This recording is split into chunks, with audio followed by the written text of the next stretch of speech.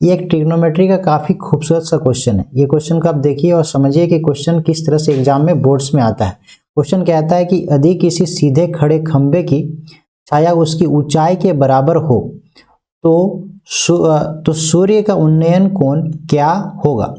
If the height of the vertical pillar is equals to the length of its shadow, then what is the angle of the elevation of the sun? There are angles 30 degree, 45 degree, 60 degree and 90 degree. तो question बोल रहा है कि एक कुछ pillar है जो इस तरह से स्ट्रेट है और इस पिलर का जो हाइट है सेम, इसके जो शैडो बन रहा है उसका हाइट भी सेम है। यानी कि ये जो हाइट है, ये हाइट और ये शैडो का हाइट तो जमीन में ही बनेगा। ये मान लीजिए ये जमीन है तो इसके पास जो शैडो बन रहा है और ये दोनों का हाइट क्या है, सेम है।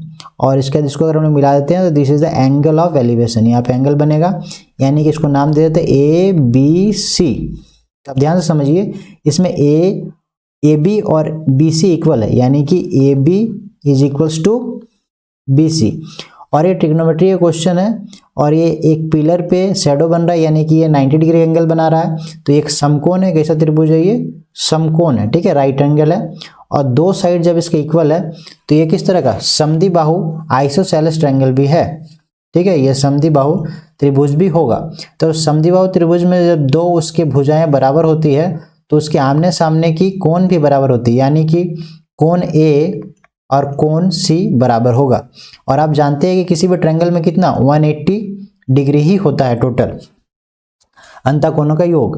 तो ये 90 डिग्री है, तो ये सी और बी मिलके कितना होगा? 90 डिग्री दोनों मिलके। तो इन दोनों का टोटल 19 होगा, तो इसलिए 45 और क्या 45 भी हो सकता है, दोनों का हाफ ऑफ 90 का।